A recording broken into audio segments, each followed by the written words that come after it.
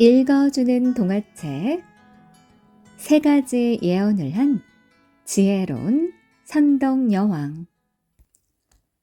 632년 진평왕이 세상을 떠나자 선덕여왕이 그 뒤를 이어 신라의 제27대 왕이 되었어요. 여자라는 이유 때문에 여왕을 못마땅하게 여기는 사람들이 없지 않았지만 여왕은 슬기로운 지혜를 보여줌으로써 주위 사람들을 놀라게 했죠. 어느 날 당나라 태종이 붉은색, 자주색, 흰색의 세 가지 색으로 그린 모란꽃 그림과 그 씨앗 석쇠를 선물로 보내왔어요. 선덕여왕은 그 그림을 보고는 대뜸 이렇게 말했죠. 보아하니 이 꽃은 반드시 향기가 없을 것이요. 여왕의 말에 신하들은 고개를 갸웃거렸죠. 향기가 없는 꽃이라니?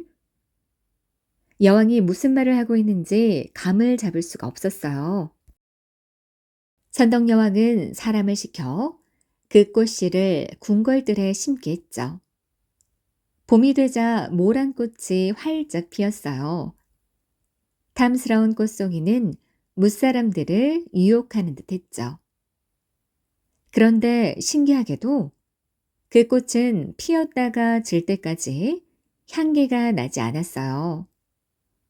신하들은 일부러 가까이 다가가 그 꽃에 코를 대보기도 했지만 아무런 향기도 맡을 수 없었답니다.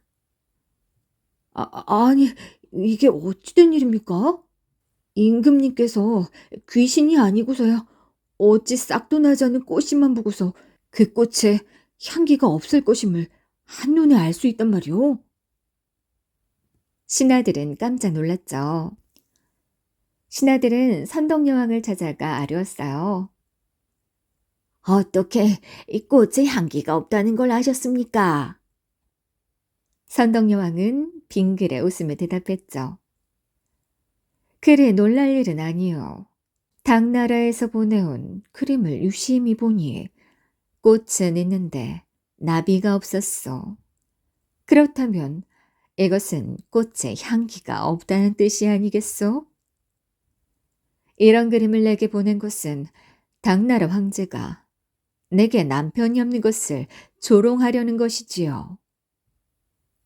신하들은 그제야 그림을 다시 살펴보았어요. 과연 그림 속에는 나비가 없었어요. 여왕의 지혜는 백제군이 쳐들어왔을 때에도 빛을 발했어요. 영묘사라는 절에 연못이 하나 있었는데 그 이름은 옥문지였죠. 그때는 추운 겨울이었는데도 개구리들이 옥문지에 모여들어 사나흘 동안이나 계속 울어대는 것이었어요. 백성들은 그 해괴한 일에 몹시 불안해했죠. 아니, 이 겨울잠을 자야 할 개구리들이 왜 이렇게 때를 지어 울고 있지? 벌써 사흘이 넘도록 울음을 멈추지 않고 있잖아. 이 혹 나라에 무슨 좋지 못한 일이 생기려는 건 아닐까? 아무리 생각해도 상서로운 조짐은 아니었어요. 백성들은 알 수 없는 불안에 휩싸여 근심으로 하루하루를 지내야 했답니다. 개구리가 밤낮 없이 울어댄다는 소문은 선덕 여왕에게까지 전해졌어요. 그러자 선덕 여왕은 잠시 무슨 생각을 하는 듯 하더니 각간 벼슬을 하는 알천과 필탄이라는 신하를 불러 명령했죠. 잘 들으시오. 두 분께서는 지금 즉시 잘 훈련된 군사 2,000명을 뽑아 서울의 서쪽 교회에 있는 여근곡을 물어 찾아가시오. 갑자기 군사라니? 잘 훈련된 군사를 이끌고 개구리라도 잡으라는 말인가? 이해할 수 없는 명령에 두 사람은 잠시 머뭇거렸어요. 그러나 여왕은 신하들의 그런 표정을 못 본 채 하며 말을 이었죠. 그곳에 가면 틀림없이 적군이 있을 것이니 그들을 무찌르도록 하시오. 두 신하는 명령대로 각각 군사 1,000명씩을 거느리고 여근곡을 찾아 나섰어요. 두 신하는 군대를 이끌고 길을 나서기는 했지만 어찌해야 할지 막막했죠. 여근곡이라는 곳을 한 번도 들어본 일이 없었던 거예요. 이름도 들어보지 못한 곳을 어떻게 찾아야 할지 몰랐답니다. 하는 수 없이 두 신하는 왕이 시킨 대로 서쪽 교회로 나가서 그곳 백성들에게 물어보았죠. 뜻밖에도 일은 쉽게 풀렸어요. 예, 여기로 쭉 가시면 부산이라는 산이 하나 나옵니다. 그 아래에 있는 골짜기가 여근곡입니다. 신라 군사들은 사람들이 일러주는 쪽으로 말을 달렸죠. 한참을 달리자 과연 그런 골짜기가 진짜로 있었어요. 가운데가 움푹 파인 골짜기였죠. 유심히 살펴보니 적군이 숨어 있기에 알맞은 곳이었어요. 알천과 필타는 비로소 여왕의 말에 깊은 뜻이 있었음을 알아차렸죠. 그들은 군사들을 이끌고 여근곡으로 들어갔어요.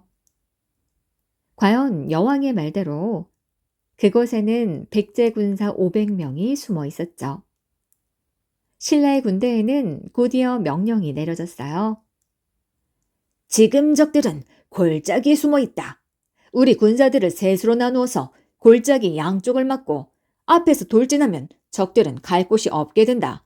자, 공격하라! 움푹 들어간 골짜기에 숨어 있던 백제 군사들은 빠져나갈 구멍이 없었답니다. 그들은 세 방향에서 포위되어 꼼짝없이 전멸당하고 말았어요. 백제 군사들을 모두 무찌른 신라 군사들은 사기가 하늘을 찔렀죠. 게다가 남산 고갯바위에 숨어있던 백제 장군 우소를 찾아냈어요. 이번에도 작전이 신속하게 펼쳐졌죠. 백제가 우리나라를 치려고 작정을 하고 있었구나. 저 우소의 군대를 포위하여 물리치도록 하라. 뜻밖의 공격을 받은 백제의 군사들은 힘없이 쓰러져 갔어요. 상대의 눈을 피해 몰래 숨어 있자면 많이 가려야 하기 때문에 막힌 곳에 있기 쉬웠죠. 그래서 일단 들키게 되면 도리어 훨씬 더 불리해지는 법이랍니다. 신라에서는 이 틈을 놓치지 않고 숨어있던 우소를 에워싼 후 활을 쏘아 죽였어요. 그뿐만이 아니라 뒤따라오는 백제 군사 1,200명을 한 사람도 남기지 않고 무찔렀답니다. 전투는 신라의 완전한 승리로 끝났어요. 백제 군사들은 제대로 된 공격 한번 못 해보고 목숨을 잃고 말았죠. 전투를 끝내고 돌아가는 신라 군사들의 얼굴에는 기쁨이 가득했어요. 길가에 늘어선 백성들은 소리를 높여 환호했죠. 우리가 이겼다. 신라가 이겼어. 우리가 이긴 건 모두 우리 임금님께서 지혜로우신 덕분이야. 선덕여왕이 아니었다면 승리는커녕 적이 거기에 숨어 있는지도 몰랐을 테니까.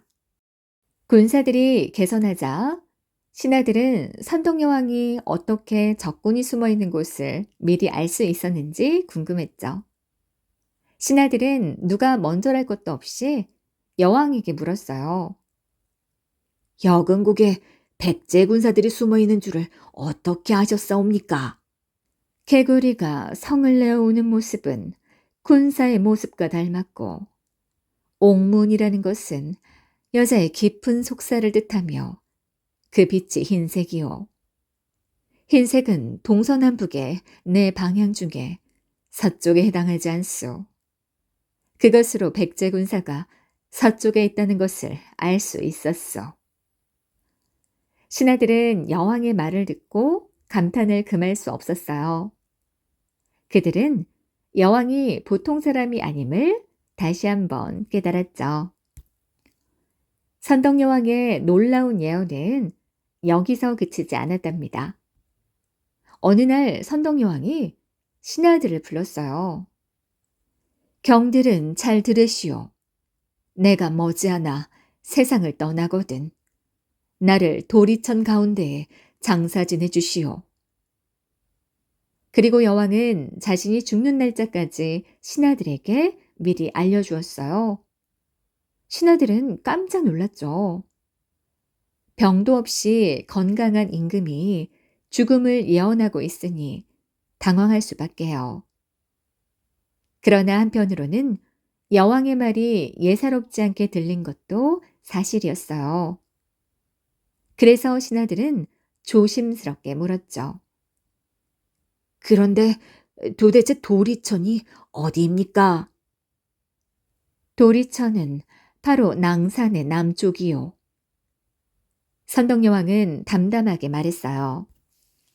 얼마 후 과연 선덕여왕은 조용히 눈을 감았어요.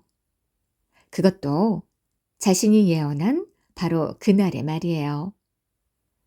이번이라고 여왕의 예언이 빗나갈 리 없었죠.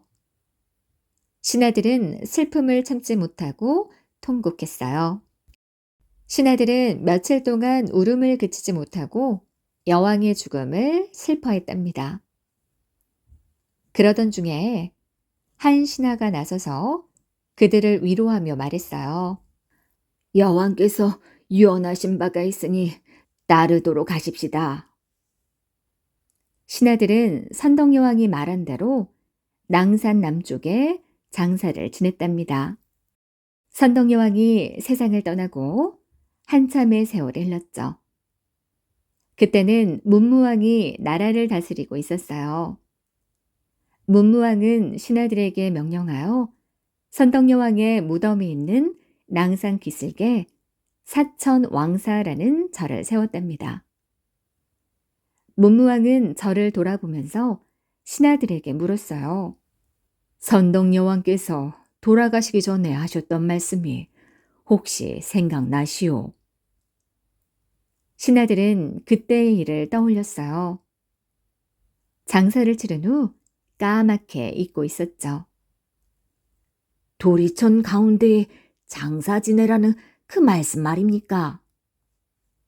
그렇소. 이제야 그 말씀대로 된 듯하오. 신하들은 문무왕이 무슨 말을 하는지 도무지 알 수가 없었어요.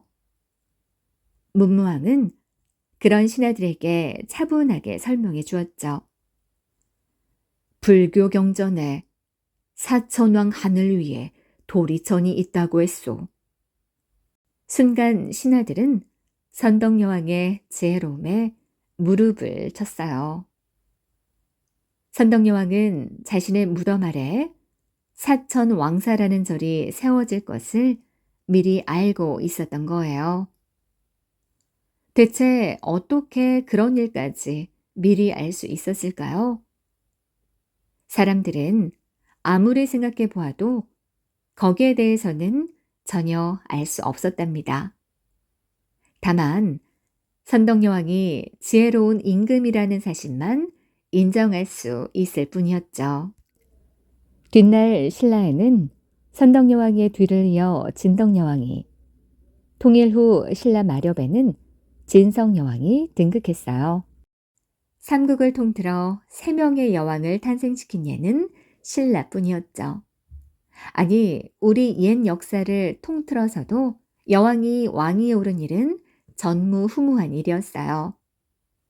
그 중에서도 선덕여왕은 누구보다 총명했고 나라와 백성들의 마음을 헤아릴 줄 아는 영특한 임금이었죠. 여왕이 황룡사 9층탑을 만들게 한 것을 보아도 능히 짐작할 수 있는 일이죠. 그래서 후세의 사람들도 여왕의 자비로운 마음씨와 신비한 예지력을 오랫도록 기억했다고 합니다.